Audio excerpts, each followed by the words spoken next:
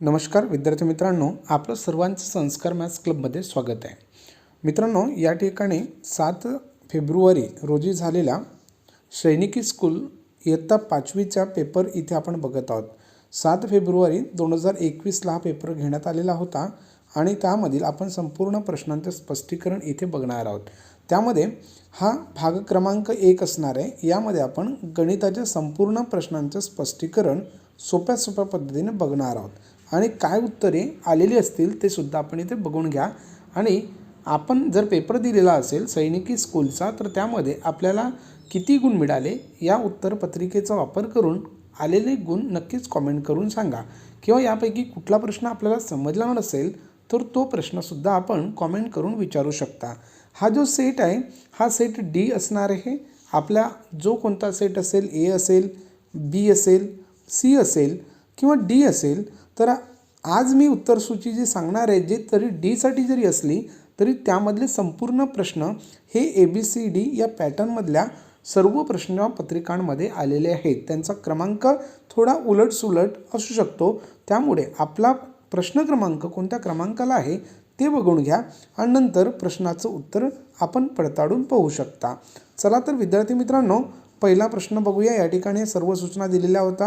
ह्या सर्व सूचना काळजीपूर्वक आपल्याला वाचावायच्या आहेत आणि वाचूनच नंतर प्रश्नपत्रिकेला सुरुवात करायची होती. इथे पहिला प्रश्न भाग अ मध्ये विचारण्यात आलेला होता. तो म्हणजे कोणता, तर कोणत्या पर्यायात अपूर्णांक चढत्या क्रमाने लावलेले आहेत. तर याचं योग्य जे उत्तर होतं ते पर्याय क्रमांक 4 होतं. आता 4 कसं, तर इथे बघा हा जो क्रम आहे हा क्रम एक उतरता क्रम इथे लावलेला आहे आणि उतरता क्रम लावत असताना जर या दोन अपूर्णांकाची तुलना आपण केली क्रॉस मल्टिप्लिकेशनमध्ये तर 7 8 56 होतात आणि 12 पंचे 60 होतात. म्हणजे बघा यामध्ये हा दुसरा अपूर्णांक मोठा आहे म्हणून त्याच्याकडचं चिन्ह केलेलं आहे. या दोन अपूर्णांकाची तुलना केली तर इथे सुद्धा आपण क्रॉस मल्टिप्लिकेशन केलं तर 4 पंचे 20 होतात आणि इकडे 8 त्रिके 24 होतात, म्हणजे 3/4 हे मोठं आहे. आणि इथे सुद्धा आपण जर क्रॉस मल्टिप्लिकेशन केलं तर 16 त्रिके 48 आणि 4 गुणिले 13 केला तर 13 चौक 52. म्हणजे या पद्धतीने हा जो चढता क्रम लावलेला आहे हा चढता क्रम योग्य पद्धतीने लावला आहे, म्हणून पर्याय क्रमांक 4 हे याचं उत्तर असणार आहे. प्रश्न क्रमांक दुसरा, याच्यामध्ये प्रश्न क्रमांक दुसरा आपल्याला उत्तर शोधावायचं आहे. तर याच्यामध्ये उत्तर जो येते विद्यार्थी मित्रांनो तो येतं पर्याय क्रमांक 4.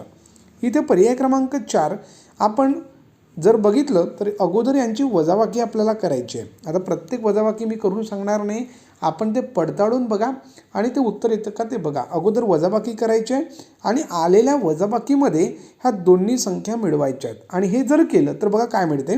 अगोदर वजाबाकी केलं तर एकक स्थानचा अंक जर आपण वजा केला तर 11 मधून हे 2 वजा केले तर 9 उरणार. किती उरणार? 9 अधिक 5 अधिक 5 10, म्हणजे 9 अधिक 10 केले तर आपल्याला एकक स्थानी 9 मिळते. परंतु एकक स्थानी 9 असलेला पर्याय हा पण दिसतो आणि हा पण दिसतो इथे आपण जर लक्षात घेतलं तर. आणि त्याच्यामुळे एकतर तिसरा पर्याय आणि चौथा पर्यायामध्ये आपल्याला पडताळून पाहावं लागणार आहे आणि तो वेळ आपल्याला खूप जास्त इथे कॅल्क्युलेशनमध्ये येणार आहे लागणार आहे. म्हणून मी डायरेक्ट याचं उत्तर काढलेलं होतं आणि ते उत्तर आहे 809.0009. पुढे जाऊया. प्रश्न क्रमांक तिसरा. प्रश्न क्रमांक तिसरा बघा, इथे आपल्याला उत्तर प्रश्न विचारलेला आहे 15 सेमी लांब, 12 सेमी रुंद, 8 सेमी उंच एक आयताकृती टाकी पाण्याने पूर्ण भरली. टाकीतील पाणी किती लिटर म्हणजे किती आहे हे शोधायचं, म्हणजेच आपल्याला त्याचं घनफळ काढावं लागणार आहे. तर टाकीचं घनफळ काढण्यासाठी घनफळाचं सूत्र जो आहे तो सूत्र एकदम सोप्पा असणार आहे. तो म्हणजेच 12 सेमी गुणिले अगोदर 15 सेमी आपल्याला घ्यावं लागेल लांब असल्यामुळे, 15 सेमी गुणिले 12 सेमी आणि 8 सेमी.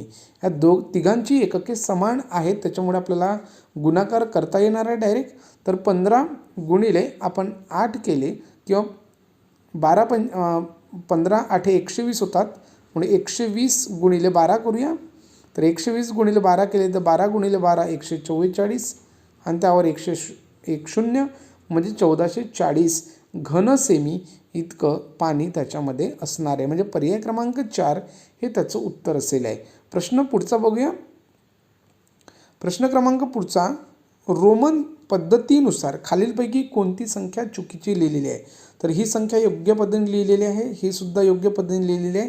पर्याय क्रमांक 4 मधलं पण योग्य पद्धतीने लिहिलं आहे, परंतु पर्याय क्रमांक सी मधलं 3मधलं योग्य उत्तर लिहिलेलं नाही, कारण इथे LC लिहिलेलं आहे आणि LC म्हणजेच C म्हणजे 100 होतात आणि 100च्या आधी जर एखादी रोमन संख्या लिहायची आहे तर ती 1 किंवा 100 किंवा 1000 वाल्याच्या संख्या आपल्याला ज्या असतील त्याच संख्या डावीकडे किंवा उजवीकडे लिहिता येतात. परंतु 5च्या पटीतील जे संख्या असतील, 5 आहेत, 50 आहे किंवा 500साठी उपयोगी येणारे जे काही रोमन अंक संख्या चिन्ह असतील ते आपल्याला वजा करता येत नाही. त्यामधून वजा करायचं असलं तरी सीमधून आपण 1 वजा करू शकतो, म्हणजे IC म्हणू शकतो. सीमधून आपण 10 वजा करू शकतो. तर या पद्धतीने करता येईल, परंतु सीमधून 50 वजा करता येणार नाही, कारण L म्हणजे 50 होतं, म्हणून हे चुकीच्या पद्धतीने लिहिलेलं आहे. प्रश्न क्रमांक पुढचा 5वा प्रश्न बघूया.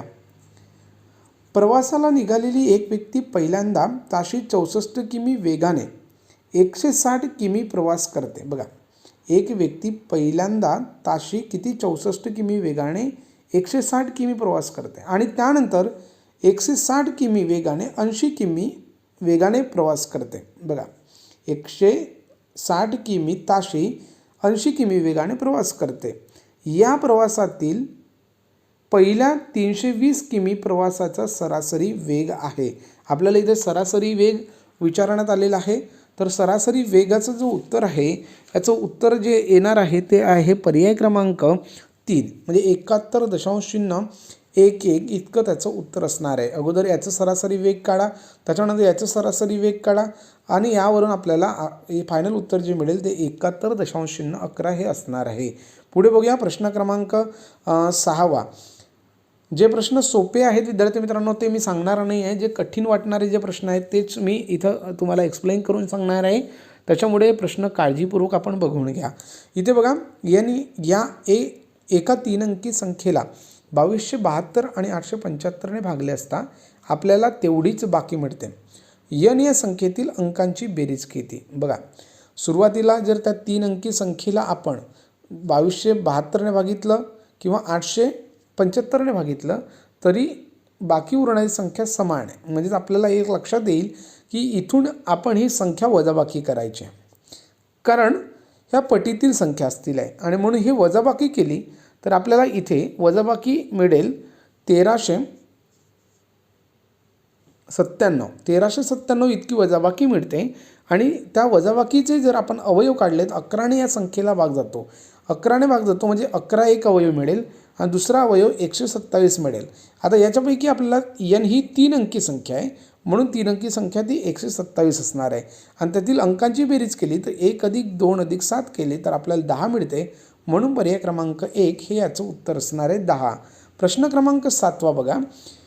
जुलियाला तिचे केस धुवायला, विंचरायला आणि कपडे घालायला 1/2 तास लागतो, म्हणजे अर्धा तास लागतो, आणि न्याहारी करायला 1/4 तास म्हणजेच पाव तास लागतो. तर जुलियाला शाळेसाठी तयारी करायला किती वेळ लागतो? म्हणजे एकूण वेळ काढण्यासाठी या दोघांची बेरीज करायची. 1/2 आणि 1/4 1/4 आणि 1/2ची बेरीज केली तर आपल्याला ती मिळेल 3/4 म्हणजेच पाऊण तास. म्हणजे 1/2 + 1/4 केलं तर आपल्याला 3/4 म्हणजे पाऊण तास इतकं कालावधी तिथे मिळणार आहे. पर्याय क्रमांक 1 हे याचं उत्तर असेल आहे. प्रश्न क्रमांक 8वा. सपाट पृष्ठभाग जो अमर्यादित रूपाने सर्व दिशांना पसरतो त्यांना काय म्हणतात? त्याला प्रतल म्हणतात. प्रतल म्हणजेच प्लेन जो भाग असतो त्याला आपण सपाट पृष्ठभाग जो चारही बाजूंनी अमर्याद वाढत असतो. दुसरा पर्याय नंतरचा 9वा प्रश्न.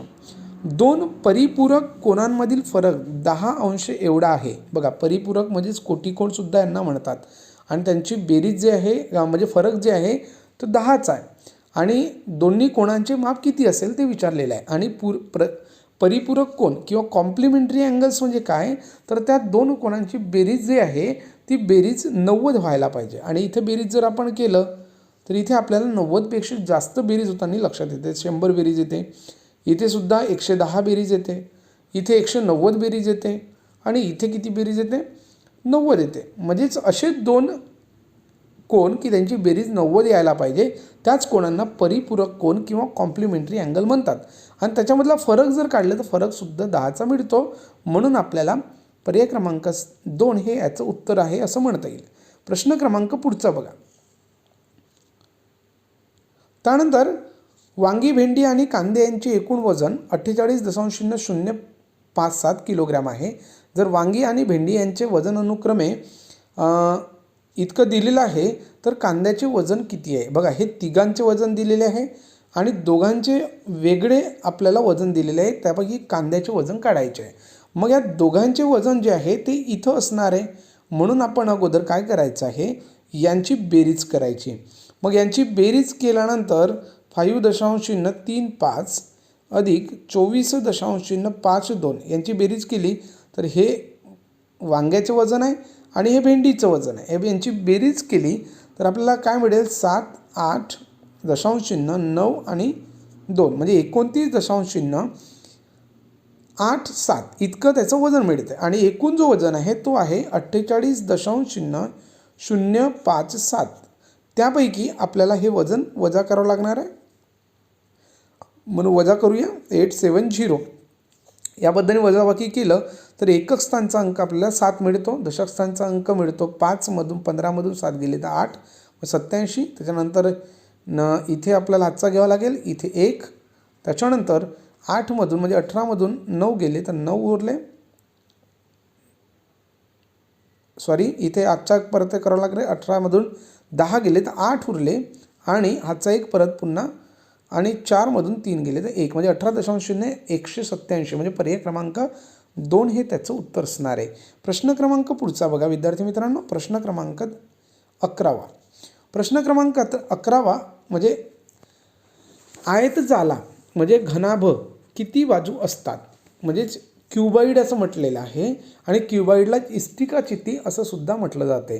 आणि त्याला बाजू विचारलेल्या आहेत. बाजू म्हणजेच सरफेस, त्याचे पृष्ठभाग किती असतात तर त्याला पृष्ठभाग इष्टिका चितीला 6 असतात. बाजूऐवजी विद्यार्थ्यांना हे कन्फ्युजन होते, बाजू म्हणजेच कडा नाही तर कडा ह्या 12 असतात. परंतु बाजू जर म्हटलं तर बाजू एकूण 6 आहेत जे पृष्ठभाग असतात आहे. ते पृष्ठभाग 6 आहेत म्हणून पर्याय क्रमांक 1 ह्याचं उत्तर असणार आहे. पुढे बघूया प्रश्न क्रमांक 12. 1 मिलियनच्या दशलक्ष पुढील संख्या कोणती, तर ती 1ने पुढे असणार आहे. तर 1 दशलक्षाच्या पुढची संख्या 10,01,000 ही असणार आहे. पर्याय क्रमांक 2. पुढचा प्रश्न क्रमांक पुढचा जर बघितला तर हे एका रेषेवरील पूर्ण समान अंतरावर असलेले बिंदू आहेत. आपल्याला OP लांबीद्वारे अपूर्णांक दर्शवायचा आहे. ॲक्च्युअली इथे जर आपण लक्षात घेतलं तर O आणि P हे कुठे आहे बघा, O आणि P इथे आहे. आणि याच्यामध्ये आपण जर 2 पूर्ण घेतले तर इथे एकूण 1, 2, 3, 4, 5, 6, 7, 8, 9, 10 एकूण भाग 10 आहेत. आणि त्याच्यापैकी आपल्याला P पर्यंत घ्यायचे आहेत. तर P पर्यंत एकूण हे 5 आणि हे 3 8 असे 8/10 म्हणजे अतिसंक्षिप्त रूप केलं तर 8 म्हणजेच 2 चौक 8 आणि 2 पंचे 10 म्हणजेच 4/5 इतकं त्याचं उत्तर इथे म्हणता येईल. परंतु विद्यार्थी मित्रांनो, जे 4/5 आपण उत्तर काढलेलं आहे हे चुकीच्या पद्धतीचं उत्तर आहे. कारण असं प्रश्न पर्याय जो आहे हा पर्याय जरी दिला असला तरी विचारण्याची जी पद्धत किंवा विचारलं ज्या पद्धतीने आहे त्या पद्धतीचे पर्याय इथे दिलेले नाही आहेत. कारण आपल्याला त्याचे अंतर जे आहे ते अंतर आपल्याला अपूर्णांकात दाखवायचे आहे. आणि अपूर्णांकात दाखवण्यासाठी एक पूर्ण भाग हा 5चा आहे. बघा, एक पूर्ण भाग इथे 1 दिसतो आणि एक पूर्ण भाग जर आपण मोजलात 1, 2, 3, 4, 5 5 भागापैकी इथे 8 भाग P पर्यंत आहेत. आणि म्हणून 8/5 असं त्याचं उत्तर तिथे पाहिजे होतं. लक्षात घ्या, 8/5 इतकं उत्तर पाहिजे होतं. म्हणजेच 8/5 म्हणजे एक पूर्ण पूर्णांक आणि 3/5 हे उत्तर किंवा 1 इंटेजर 3/5 हे उत्तर तरी तिथे पाहिजे होतं.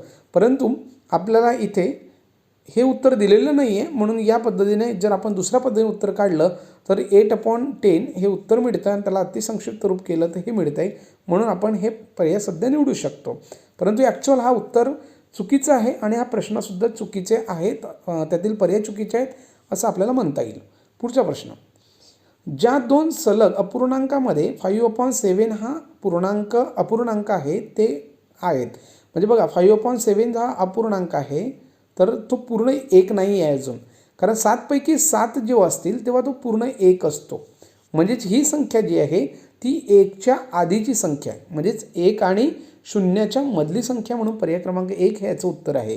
प्रश्न क्रमांक 15. खालीलपैकी कोणता अपूर्णांक सर्वात लहान आहे? तर सर्वात लहान अपूर्णांक ओळखण्यासाठी सर्वप्रथम आपण जर दुसरा पर्याय बघितला तर अंशाधिक अपूर्णांक आहे.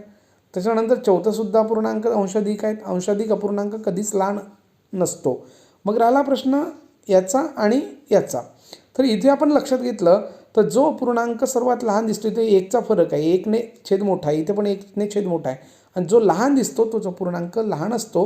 किंवा यांचं क्रॉस मल्टिप्लिकेशन जरी केलं, 4 आणि 6चा गुणाकार 6 चौक 24 होते आणि 5 आणि 5चा गुणाकार केला तर 5 5 25 होते. म्हणजेच हा अपूर्णांक आपल्याला लहान दिसतो म्हणून 4/5 पहिलं उत्तर असणार आहे. प्रश्न क्रमांक पुढचा, कोणत्या क्रियेच्या अंतर्गत पूर्णांक संख्या बंद केल्या जातात? आता पूर्णांक संख्या ज्या आहेत त्या पूर्णांक संख्या सर्व धनसंख्या, सर्व ऋण संख्या म्हणजे निगेटिव्ह नंबर्स आणि शून्य यांचा संच जो असतो त्या संचाला आपण पूर्णांक संख्या म्हणतो. परंतु हाच प्रश्न इंग्रजीमध्ये होल नंबर्सच्या बाबतीत विचारलेला आहे. परंतु होल नंबर्स म्हणजे पूर्णांक संख्या नाही विद्यार्थी मित्रांनो, लक्षात घ्या. हा सुद्धा प्रश्न चुकीच्या पद्धतीने इथे विचारण्यात आलेला आहे. कारण पूर्णांक संख्येच्या बाबतीत जर उत्तर निवडायचं असेल तर आपल्याला वरीलपैकी सर्व हा उत्तर निवडावा लागेल. परंतु होल संख्येच्या बाबतीत जर आपल्याला पर्याय निवडायचं असेल तर होल संख्येच्या बाबतीत 0, 1, 2, 3, 4 हे संच इथे येतात आहे. आणि म्हणून इथे निगेटिव्ह नंबर्स नाही, म्हणून इथे सबट्रॅक्शन पर्याय येणार आहे. परंतु वरच्या पर्याय पूर्णांक संख्या बाबतीत आहे. पूर्णांक संख्या म्हणजे इंटिजर्स नंबर, इंटिजर नंबर्स असं त्याला म्हणतात. आणि इंटिजर नंबर्समध्ये सर्व धनसंख्या, सर्व ऋण संख्या आणि शून्याचा म्हणजे समावेश होतो. म्हणजेच मग बंद करणे म्हणजे काय, तर सर्व कोणत्याही दोन धनसंख्याची बेरीज केली तर धनसंख्या येईल. कोणत्याही धनसंख्या किंवा ऋणसंख्या घेतल्यात तरी त्यांची वजाबाकी किंवा बेरीज ही धन किंवा ऋणमध्ये येईल. म्हणजे वरीलपैकी सर्वमध्ये ते येणार आहे. परंतु याचं उत्तर जे आहे ते फक्त सबट्रॅक्शन येईल आहे. म्हणजे ज्या पद्धतीने हा प्रश्नसुद्धा चुकीच्या पद्धतीचा आहे म्हणता येईल. पुढे बघूया प्रश्न क्रमांक 17. 37, त्यानंतर 56 आणि 93 ही संख्या आपल्याला दिलेली आहे. आणि यांचा आपल्याला या संख्यांना भागून बाकी अनुक्रमे 1, 2 आणि 3 उरते. अशी सर्वात मोठी संख्या कोणती? बघा, सर्वात मोठी संख्या आपल्याला शोधायची आहे. तर सर्वप्रथम आपण काय करायचं, यांची वजाबाकी करा. यांची वजाबाकी केलं तर 37ला भागितलं तर काय उरते? 1 उरते, म्हणजे ती संख्या 36 असेल. इथे 2 उरतात आहे, म्हणजे 56मधून 2 वजा केले तर 54 येतात. आणि 93मधून 3 वजा केले तर आपल्याला 90 मिळतात. मग या तिन्ही संख्यांना भाग जाणारी मोठ्यात मोठी संख्या म्हणजे मसावी शोधायचे. आणि यांची मसावी असणार 18. म्हणून पर्याय क्रमांक जो आहे तो 2 असणार आहे. प्रश्न पुढचा बघा, प्रश्न क्रमांक 18. 2 संख्यांच्या मसावी आणि लसावी अनुक्रमे 6 आणि 864 आहे. पहिली संख्या दिलेली आहे 96, दुसरी संख्या काढायची आहे. तर दुसरी संख्या काढण्याचा सूत्र जो आहे तो आहे लसावी गुणिले म्हणजे मसावी गुणिले लसावी भागिले पहिली संख्या. भागाकार करूया. 6 1 6. त्यानंतर इथे 6ने भागाकार केलं तर 6 1 6 आणि 6 6 36. त्यानंतर 16ने भागाकार केलं तर 16 1 16.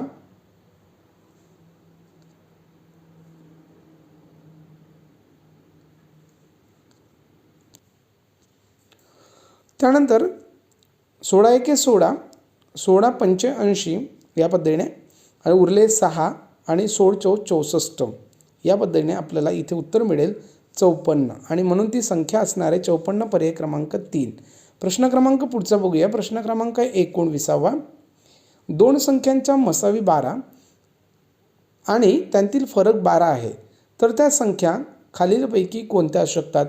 मग पर्यायातील अशा 2 संख्या शोधायच्यात की ज्यांच्या मसावी 12 आला पाहिजे.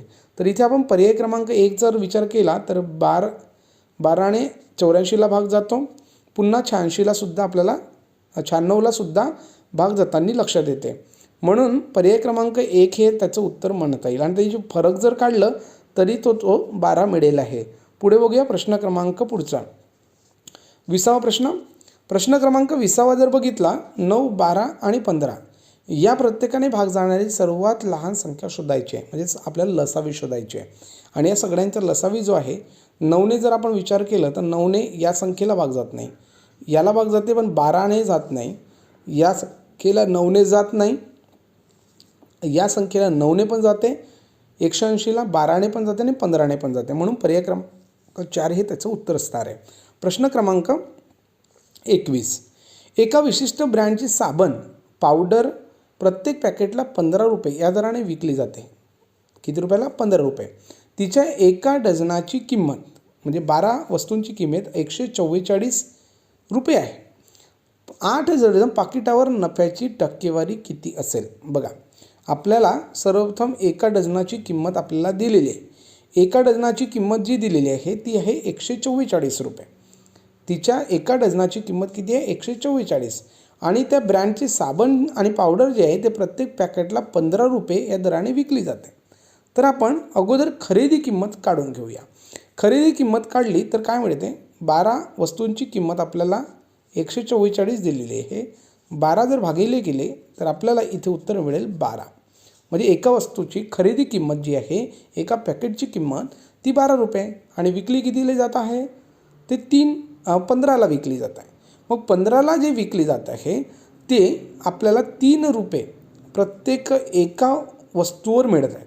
प्रत्येक एका पॅकेटवर 3 रुपये मिळत आहेत. असे किती? 8 डझन पॅकेट घेतलेत. 8 डझन म्हणजेच 12 गुणिले 8 म्हणजेच 12 8 96 पॅकेट पूर्ण घेतलेले आहेत. मग 12 8 96 इतके त्याचे पॅकेट्स आहेत. त्या प्रत्येक पॅकेटवर 3 रुपये नफा होऊन राहिला आहे. म्हणजेच 3ने गुणाकार केलं, 3 6 18. त्याच्यानंतर इथे 3 9 27 आणि 1 28 म्हणजे 288 रुपये नफा होणार आहे. मग याची खरेदी किंमतसुद्धा आपल्याला काढून घ्यावी लागणार आहे. आणि खरेदी किंमत काढण्यासाठी जो होणार आहे तर 12 गुणिले 12 8 96 म्हणजेच 96ने गुणाकार करावा लागेल. आणि याचं उत्तर काढलं तर 12 सकम 72. त्याच्यानंतर आजचे 7 12 9 108 108 आणि जर 7 केले तर 115 होतात. या पद्धतीने म्हणजेच ही खरेदी किंमत झाली आणि ही म्हणजेच त्याच्यावरचा नफा झाला.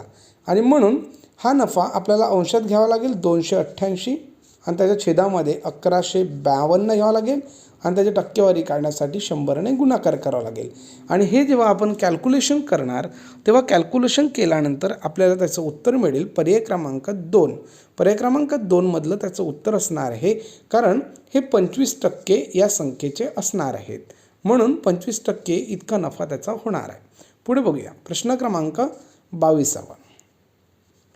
इथे x/y बरोबर 3:5 म्हणजे यालाच आपल्याला x/y असं लिहिता येतं आणि 3/5 लिहिता येतं. याच पदावलीला किंवा या मांडणीला याला अशा पद्धतीने लिहिता येतं हे लक्षात घ्या. आणि इथं 3 म्हणजेच x होणार आणि y म्हणजे 5 होणार. आता इथे किमती मांडून घ्या आणि किमती मांडून घेतल्यानंतर आपण याचं उत्तर काढून बघा. उत्तर काढलं तर 3 xची किंमत 3 आहे, yची किंमत 5 आहे.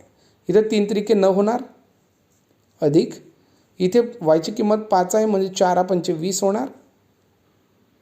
या पद्धतीने खाली जर आपण लक्षात घेतलं अंशामध्ये, कारण इथे बघा 9 अधिक 20 29 आलं होतं वर, हे लिहून घेतोय. आणि हा जो चिन्ह आहे यालाच भागाकाराचं चिन्ह म्हणजेच अंशाचं आणि छेदामध्ये लिहिता येतं. त्याच्यानंतर आपण 29 जे आलेले आहे त्याच्यामध्ये 8 गुणिले 3 करूया, कारण xची किंमत 3 आहे. 8 त्रिके 24 24 अधिक 5 5 25 या पद्धतीने. आणि आता 29 आपल्याला इथे मिळेल किती? 49 म्हणजे पर्याय क्रमांक 3 हे त्याचं उत्तर असणार आहे. पुढे बघूया प्रश्न क्रमांक 23. जर 10 माणसे एक काम 4 दिवसात पूर्ण करत असतील तर तेच काम 5 दिवसात करून घेण्यासाठी किती माणसांची संख्या आवश्यकता असेल? बघा इथे आपल्याला काळ आणि कामावरचं असं उदाहरण असेल तर जेव्हा माणसांची संख्या जर वाढते तर दिवसांची संख्या कमी होईल आणि दिवसांची संख्या वाढली तर माणसांची संख्या कमी होईल. बघा इथे अगोदर 4 दिवस होते आणि 5 दिवसात विचारलेलं आहे म्हणजे माणसांची संख्या कमी होईल. परंतु हे काढण्यासाठी काय करायचं? पहिल्या वाक्यातील संख्यांचा गुणाकार किती येतो हे काढा. 40 होते. तर 5चा गुणाकार कोणत्या संख्येसोबत केल्यावर 40 येते? तर 40ला 5ने भागाकार करा. 5 8 40 म्हणजेच 8 माणसांची आवश्यकता असणार. पर्याय क्रमांक 2. प्रश्न क्रमांक पुढचा बघा 24वा प्रश्न. 21 बकऱ्या 15 गायी एवढे खात असतील, 21 बकऱ्या 15 गायी एवढ्या खात असतील, तर 35 गायी एवढे खाण्यासाठी किती बकऱ्या लागतील आहे. म्हणजे इथे आपल्याला प्रमाण काढून घ्यावं लागणार आहे. प्रमाण काढलं तर बघा काय होते, 3ने भाग जातो, 21:15 म्हणजे 3ने भाग जातो, 3 5 15 आणि 3 7 21 म्हणजे 5 गायी म्हणजे 7 बकऱ्या. म्हणजे इथे 5चे किती गट आले, 5 गायींचे गट किती आलेले, 7 गट आलेले आहेत आणि 5 गायीच्या एका गटामध्ये 7 बकऱ्या येतात. तर 7 गटामध्ये एकूण 7 7 49 बकऱ्या लागतील. म्हणजेच पर्याय क्रमांक 2 हे त्याचं उत्तर असणार आहे. प्रश्न क्रमांक पुढचा बघूया. प्रश्न जो असणार आहे तो आहे 25वा प्रश्न.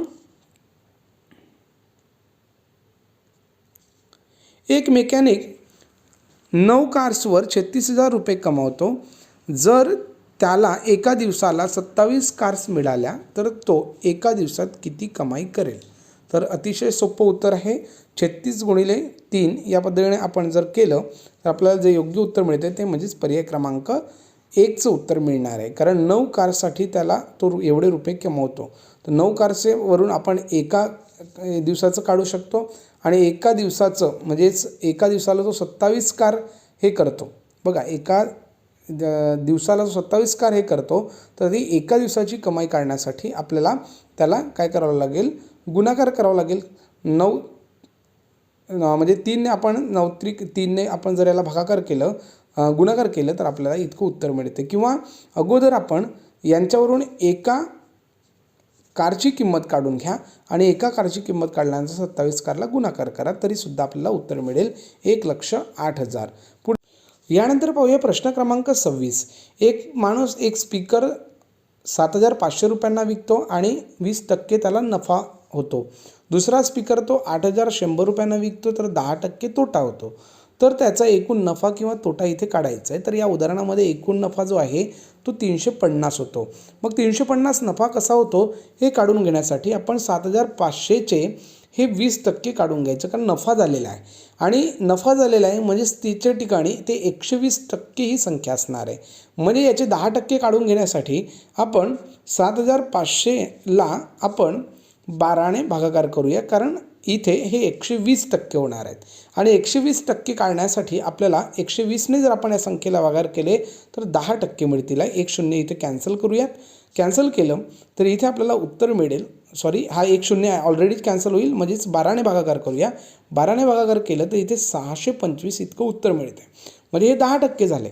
म्हणजेच 20% काढण्यासाठी 20% नफा काढण्यासाठी 625चे दुप्पट केली तर किती होते 1,250. म्हणजेच आपल्याला वरच्या व्यवहारामध्ये इथे 1,250 नफा होईल.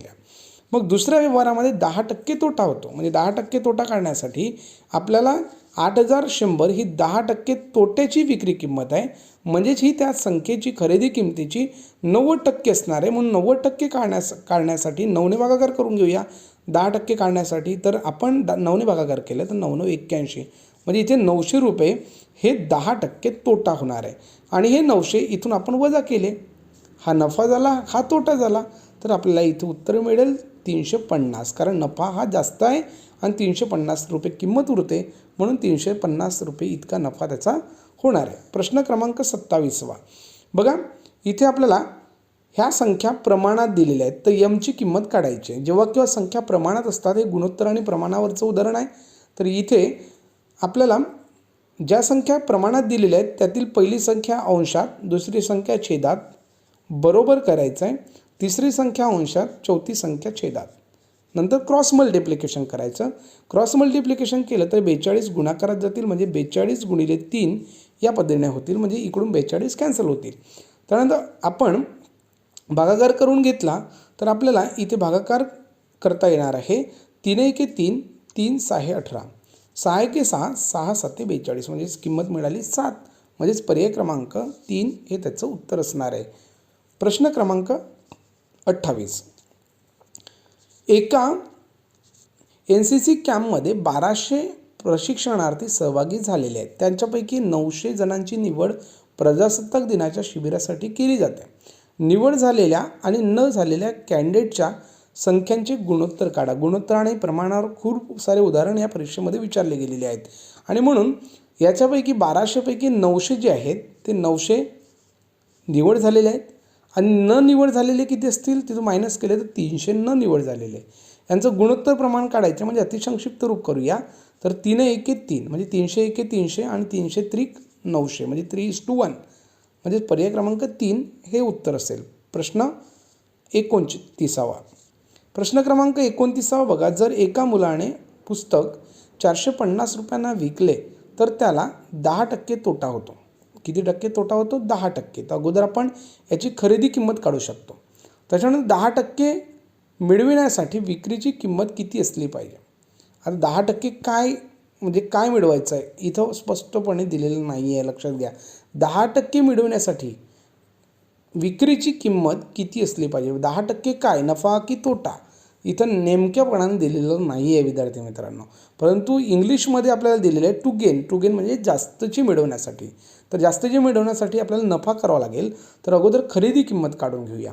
खरेदी किंमत काढण्यासाठी ही जी विक्री किंमत आहे ही 10%ने कमी आहे म्हणजेच ही 90% आहे. मग ही याची 10% काढण्यासाठी आपण 450ला 90% असल्यामुळे आपण 9ने भागाकार करूया तेव्हा आपल्याला 10% मिळेल. 10% कसे मिळेल तर 9 1 9 9 5 45 म्हणजेच हे झाले 10% त्या खरेदी किमतीचे. म्हणजेच 50 हे 10% झाले तर 100% काढण्यासाठी 10ने गुणाकार करावा लागेल म्हणजे 500 त्या वस्तूची खरेदी किंमत झाली.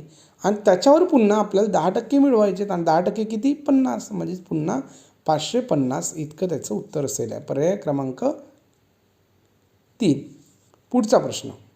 प्रश्न क्रमांक 30.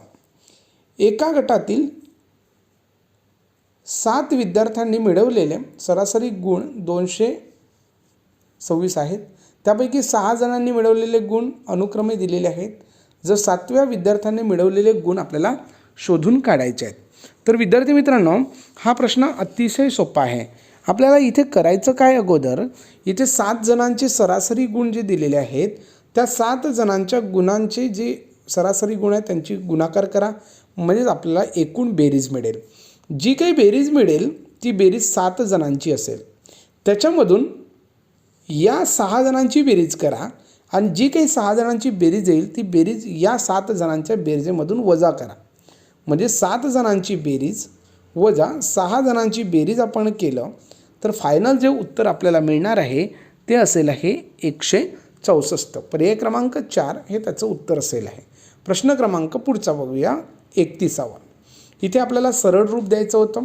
पदावलीचं उदाहरण आहे आणि पदावलीचं उदाहरण असल्यामुळे कंचे भागू बेव या सूत्राचा वापर करून आपल्याला उत्तर काढायचं आहे. उत्तर काढलं तर बघा इथे आपल्याला सर्वप्रथम 10 उत्तर मिळते. इथे गुणाकार म्हणजे 10 गुणिले इथे आपण वजाबाकी केली तर 5 मिळेल. त्याच्यानंतर गुणिले 10 मायनस 89. त्याच्यानंतर आपल्याला गुणाकार करून घ्यावा लागणार आहे. गुणाकार केलं तर 10 गुणिले 5 गुणिले 10 म्हणजे 500 आणि 500मधून आपण 89 वजा करायचे आहेत. 500मधून आपण 89 वजा केले तर आपल्याला 411 उरताना लक्षात येतात म्हणून पर्याय क्रमांक 2 हे त्याचं उत्तर आहे. प्रश्न क्रमांक 32. इथे सुद्धा आपल्याला अपूर्णांकाची पदावली दशांश अपूर्णांकाची पदावली दिलेली आहे. तर सर्वप्रथम आपल्याला इथे गुणाकार करावा लागेल किंवा अगोदर आपण भागाकारसुद्धा करू शकतो परंतु अगोदर गुणाकार करावा लागणार कारण आधी आलेला आहे आणि त्याच्यानंतर भागाकार करता येईल. तर इथे 0.005 त्याच्यामुळे यांचा गुणाकार केलं 15 5 75 होतात आणि 15 5 75 आपण केले तर याचं उत्तर मिळते 7.5. ला आपल्याला डिवाईड करायचं आहे 10ने गुणिले 0.5. याला आपण 10ने भागाकार केलं तर याचं उत्तर मिळेल 0.05 प्लस 0.75 इंटू 0.5. त्याच्यानंतर या दोघांचा आपण गुणाकार करूया 75 गुणिले 5. 75 गुणिले 5 करूया. 75 गुणिले 5 केले तर आपल्याला इथे उत्तर मिळेल 5 गुणिले 5 25 चे 5 हातचे 2 5 7 35 आणि 2 375. या बदलणे 375 हे जे उत्तर मिळालं हे किती अंकात 3 अंकानंतर दशांश चिन्ह इथे द्यायचं आहे म्हणजे 0.375 अधिक 0.05 असं करायचं. मग 0.5 आपण इथे मिळवून घेतलं तर आपल्याला इथे उत्तर मिळेल. हे 375 आहेत आणि हे आहेत 0.50. उत्तर मिळेल 5, त्याच्यानंतर 2, त्याच्यानंतर 4, म्हणजे 0.425. पर्याय क्रमांक 3. प्रश्न क्रमांक पुढचा बघूया. सरळ रूप द्या. हे थोडीशी मोठी पदावली दिलेली होती आणि याचं जर उत्तर काढलं तर उत्तर आपल्याला मिळते -225. याची रीतसुद्धा मी टेलिग्राम ग्रुपवर देणार आहे. आपण जर टेलिग्राम ग्रुप जॉईन केला नसेल तर कृपया टेलिग्राम ग्रुप जॉईन करा. या प्रश्नाची रीत खूप मोठी आहे, त्याच्यामुळे आत्ता समजून सांगणं शक्य नाही आहे. मी त्याची रीत तुम्हाला काढून त्याचं स्नॅप त्या टेलिग्राम ग्रुपला शेअर करणार आहे. प्रश्न क्रमांक 34. 20 मुलांचे सरासरी वजन 160 आहे, तर त्यांची बेरीज काढण्यासाठी यांचा गुणाकार करता येते. उर्वरित 5 मुलांचे सरासरी वजन जे आहे ते 25 आहे, म्हणजे 5 जणांची बेरीज आपल्याला इथं काढता येईल. तर वर्गातील सर्व मुलांचे सरासरी वजन काढायचे. अगोदर बघा 20 जणांची बेरीज इथे काढली तर 16 दुणे 32 आणि 0. 5 जणांची बेरीज काढली तर 5 आणि 5 गुणिले 25 होणार, म्हणजेच 25 आणि हा 0 50. यांची बेरीज केली तर बेरीज आपल्याला जी मिळेल ती एकूण पूर्ण 25 जणांची बेरीज असेल. मग बेरीज काढल्यानंतर काय मिळते बघा, 0, 5 म्हणजे 0, 5, त्यानंतर 4 आणि 3. हे 25 जणांची बेरीज आहे. कारण 20 जणांची मुलांची सरासरी यानंतर 5 जणांची, म्हणून 25 भागिले करावी लागेल सरासरी करण्यासाठी, कारण सर्व मुलांची सरासरी वजन इथे विचारलेलं आहे. आणि जेव्हा आपण 3450 भागिले 25 करणार तेव्हा त्याचे उत्तर आपल्याला मिळणार 138 किलोग्रॅम, म्हणजेच पर्याय क्रमांक 1 हे त्याचं उत्तर असणार आहे. प्रश्न क्रमांक 35. एका संख्येच्या 2 पंचमांश 1/3 1/4 15 आहे, त्या संख्येचे 40% किती असतील? तर बघा ही मांडणी जी आहे एकदम सोप्या पद्धतीने आपल्याला करता येईल. एका संख्येचे म्हणजे ती संख्या समजा x असेल, त्या संख्येच्या 2 पंचमांश म्हणजे 2/5, पंचमांशच्या म्हणजे अजून पुन्हा गुणाकार, 1/3 म्हणजे 1/3, च्या म्हणते म्हणून पुन्हा गुणाकार, आणि 1/4 म्हणजे 1/4. म्हणजे बघा हा कसं झालं आहे रीत, एका संख्येच्या म्हणजे एक्सच्या 2/5 चे 1/3 चे 1/5 1/4 इज इक्वल टू 15 आहे. तर ती किंमत काढावी लागेल आणि त्या संख्येची 40% ती विचारलेली आहे. याला जर आपण सोडवलं तर याला सोडवल्यानंतर ह्या सर्व संख्या गुणाकारात इकडे जातील, म्हणजेच 15 3 पाहिजे 15, 15 चौक 60, 60 गुणिले जर आपण इकडे 15 केले, 60 गुणिले 15 असं मिळतील आणि छेदामध्ये 2 जातील, म्हणजे x बरोबर 15 गुणिले 15 गुणिले 4 या पद्धतीने, आणि खाली छेदात 2. बेके बी 2 4, त्यानंतर 15 गुणिले 15 केले तर 225 गुणिले 2 केले तर आपल्याला मिळते 500, म्हणजे ती संख्या कोणती आहे 500. परंतु त्या 500चे आपल्याला किती टक्के विचारले, 40%. 10% काढले तर 50 होतात, 40% काढले तर 4 गुणिले करा, म्हणजे 200 ती संख्या असेल. पर्याय क्रमांक 4. पुढे जाऊया. प्रश्न क्रमांक पुढचा. एका वाचनालयाला रविवारी सरासरी 510 आणि इतर दिवशी सरासरी 240 लोक भेट देतात. दर रविवारने सुरुवात होणाऱ्या 30 दिवस असलेल्या महिन्यात सरासरी किती लोकांनी भेट दिली असेल? याचं जे उत्तर आहे ते आहे 285. याचंसुद्धा रीत जी आहे ती रीत थोडीशी लॉंग पद्धतीने काढावी लागते. त्याचंसुद्धा मी रीत तुम्हाला टेलिग्राम ग्रुपवर देणार आहे, परंतु याचं उत्तर जे येणार आहे ते उत्तर काय येतं आहे ते लक्षात घ्या. प्रश्न क्रमांक 37. एक फलंदाज 17व्या सामन्यात 87 धावा करतो, त्याची सरासरी 3ने वाढवते. 17व्या सामन्यानंतर त्याची सरासरी शोधा, म्हणजे 17व्या सामन्यानंतर सरासरी शोधायची आहे. समजा इथे आपण 17व्या सामन्याचा अगोदरचा विचार केला तर 16वा सामना असेल आहे, आणि 16व्या सामन्याची सरासरी आपण जर लक्षात घेतली तर समजा मध्ये आपण पकडूया x, तर 16 सामन्यांची बेरीज होणार, बेरीज बरोबर 16 सामन्यांची बेरीज बरोबर 16x किती होणार 16x या पद्धतीने आपल्याला ती बेरीज मिळणार. मग 16x ही जी बेरीज मिळाली, ही बेरीज किती म्हणजे किती सामन्यांची बेरीज आहे? 16 सामन्यातील धावांची बेरीज आहे. आता याच्यानंतर आपल्याला काय केलेलं आहे, 17व्या सामन्यात त्याने काय केलं, 87 धावा काढल्यात आणि म्हणून 17व्या धावाची सरासरी जी आहे ती 3ने वाढते, म्हणजे x+3 होणार. आणि धावसंख्या जी आहे ती धावसंख्या 16x अधिक किती होणार, 87 होणार. म्हणजे या पद्धतीने आपल्याला ते रीत त्या ठिकाणी मिळणार आहे. परंतु एक लक्षात घ्या, इथे आपल्याला 17 धावाची संख्या सरासरी जी आहे ती 16x म्हणजे 16 धावांची संख्या अधिक 87 केलं तर हे पूर्ण 17 धावांची संख्या होणार. आणि इथे सरासरी काढण्यासाठी आपण 17ने भागाकार करावा लागणार. आणि 17 धावांची सरासरी सुरुवातीच्या पेक्षा 3ने वाढलेली. आता याला सोडवलं तर आपल्याला जे उत्तर मिळते ती मिळते x बरोबर 36. बघा, जी मी रीत आधी सांगितली होती ती रीत आपण जर सोडवली तर ती 36 उत्तर मिळते. तर एक्सला आपण 16 धावांची सरासरी घेतली होती. आपल्याला 17 धावानंतरची विचारली, म्हणजे 16 अधिक 3 करावं लागतील, म्हणजे 39 इतकी त्याची सरासरी असेल. प्रश्न क्रमांक पुढचा बघा, 1 3 5 7 9 11 13 यांची सरासरी विचारली आणि या क्रमवार संख्यात म्हणून मधली संख्या ही त्यांची सरासरी. पर्याय क्रमांक 1. प्रश्न क्रमांक 39. वायची x% 100 आहे, झेडची y% 200 आहे, तर x आणि झेड मधील संबंध शोधा. इथे बघा, वायची x% म्हणजे एखाद्या संख्येची x% 100 आहे, म्हणजे 100ची 100% 100, बरोबर की नाही. म्हणजे याचा अर्थ असा की x = y, एक्सची किंमत आणि वायची किंमत सारखी आहे. तर झेडची किती टक्के म्हणजे 100%, वायची किंमत आता काढली आपण 100%, वायची 100% 200 आहे, म्हणजेच 200 ही किंमत झेडची असणार आहे.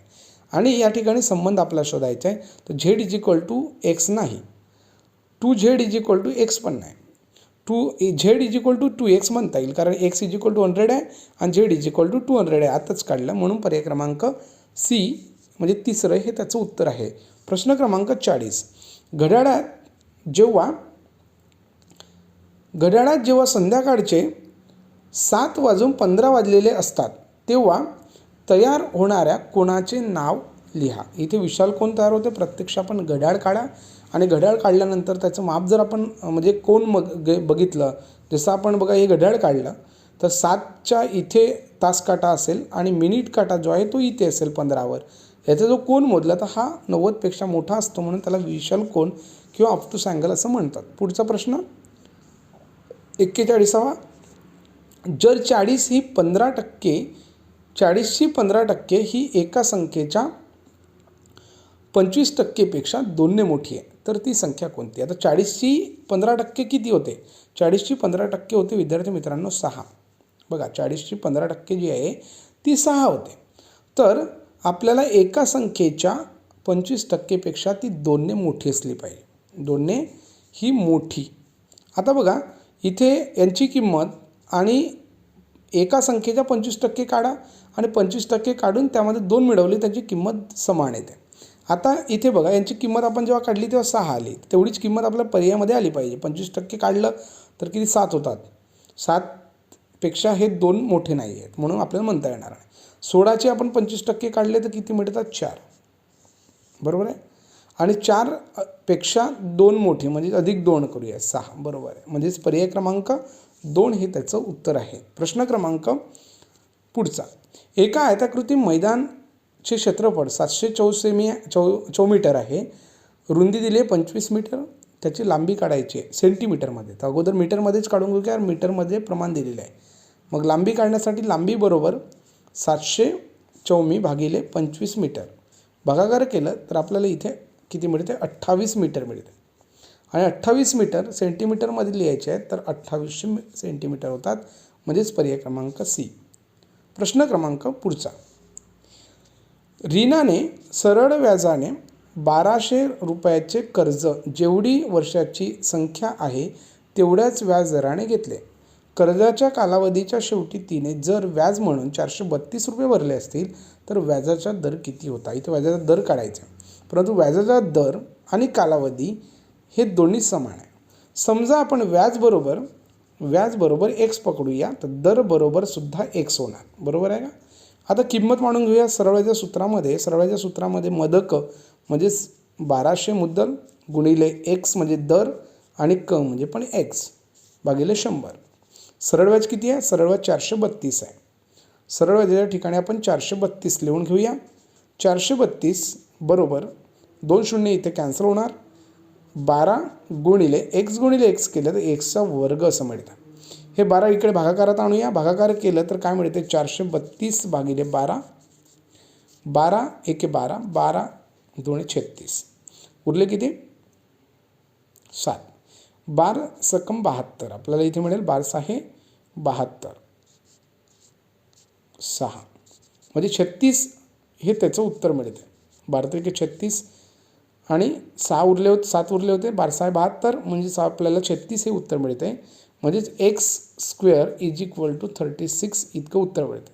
म्हणजे कोणत्या संख्येचा वर्ग आहे 36 म्हणजे वर्गमूळ काढलं तर आपल्याला एक्स इज इक्वल टू मिळते 6. म्हणजेच जो दर आपण पकडलेला होता तो 6 असणार आहे आणि कालावधीसुद्धा 6 वर्ष असणार आहे. म्हणून पर्याय क्रमांक किती दुसरा. प्रश्न क्रमांक 44. सकाळी तापमान -10 डिग्री सेल्सिअस आहे. -10 डिग्री सेल्सिअस आहे. संध्याकाळपर्यंत 3 अंशांनी घटले म्हणजे कमी होणार. म्हणजे पुन्हा वजाबाकी करावं लागेल. -3 डिग्री सेल्सिअस. संध्याकाळचं तापमान किती असेल यांची बघा. दोघांची चिन्हे समान आहेत. मग जेव्हा केव्हा दोघांची चिन्हे समान असतील त्यांची बेरीज करावी लागते. बेरीज केली तर 13 होणार आणि चिन्ह तोच लिहायचं म्हणजे -13 डिग्री सेल्सिअस. म्हणजे पर्याय क्रमांक जो आहे तो तिसरा होणार आहे. प्रश्न क्रमांक 45. येथे आयताकृती बाग 185 मीटर लांब आणि 220 मीटर रुंद आहे. म्हणजे या पद्धतीने आणि तिच्या मध्यावर एक समांतर 4 मीटर रुंदीचे 2 रस्ते आहेत. एक या पद्धतीने रस्ता आहे आणि एक या पद्धतीने रस्ता आहे.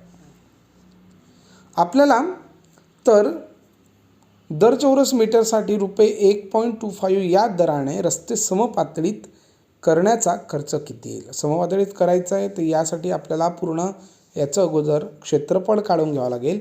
आणि क्षेत्रफळ जर आपण काढलं तर आपल्याला एकूण जो क्षेत्रफळ मिळेल तो क्षेत्रफळ काढण्यासाठी ही जी लांबी आहे ही लांबी गुणिले ही रुंदी जी असणार आहे ती रुंदी 4 मीटर असणार आहे.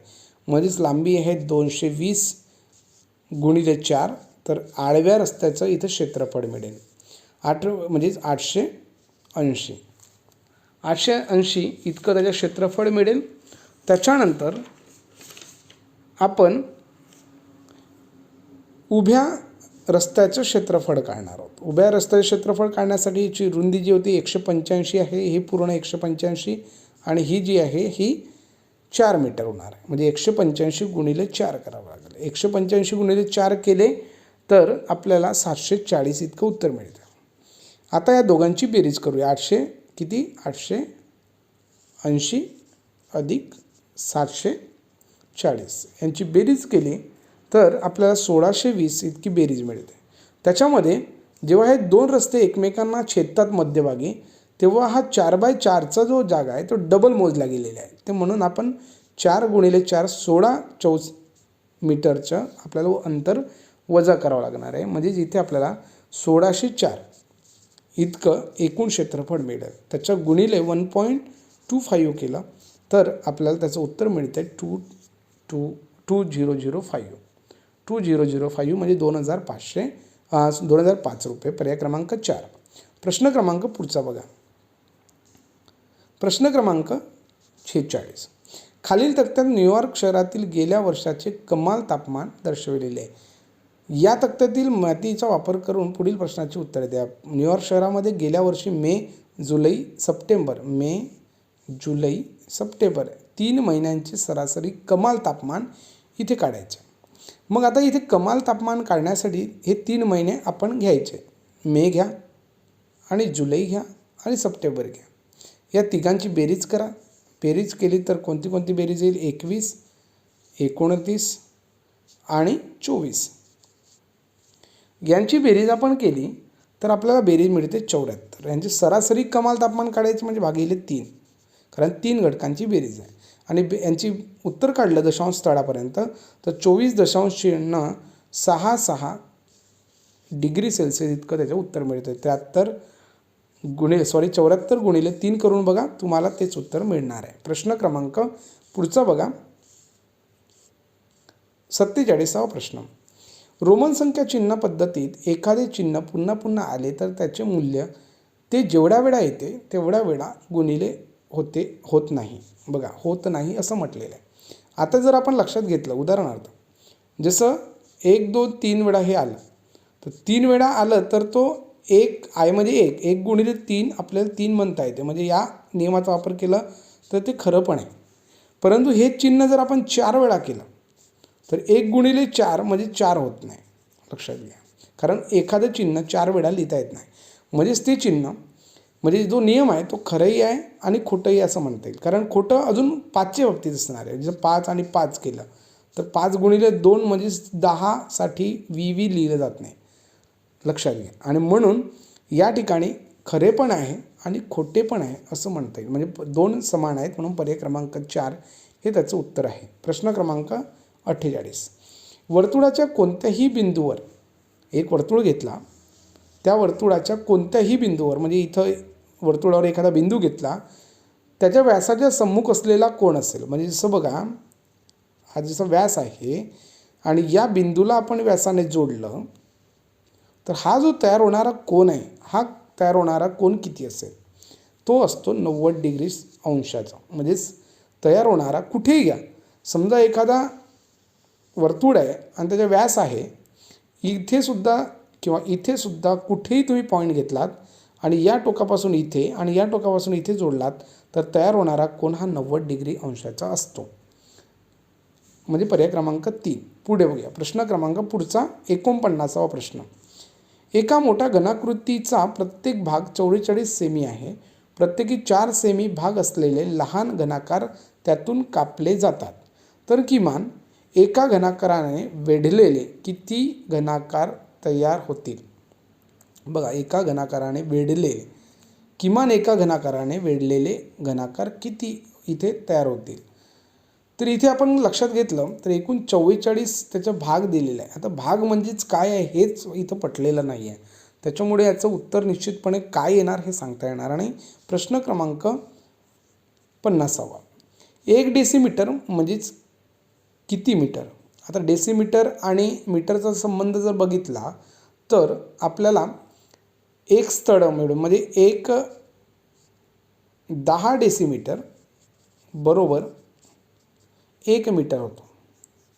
बघा, हे 10 डेसिमीटर म्हणजेच 1 मीटर. तर आपल्याला 1 डेसिमीटर दिलेलं आहे. तर 1 डेसिमीटर याला आपल्याला भागाकार करावा लागेल 10ने, म्हणजेच आपल्याला उत्तर मिळेल 1 गुणिले 10चा घातांक 1 - 1 मीटर. म्हणजे पर्याय क्रमांक 1 हे त्याचं उत्तर असणार आहे. लक्षात घ्या. प्रश्न क्रमांक 50 अशा पद्धतीने आपण बघितले. एकूण 50ही प्रश्नांचं गणित व्हिडिओमध्ये पूर्ण प्रश्नांचं स्पष्टीकरण बघितलेलं आहे. पुढील भागामध्ये आपण पुढील प्रश्न बघूया. तत्पूर्वी आपण ही चॅनल सबस्क्राईब करून ठेवा, जेणेकरून आपल्याला पुढील भागसुद्धा बघता येईल.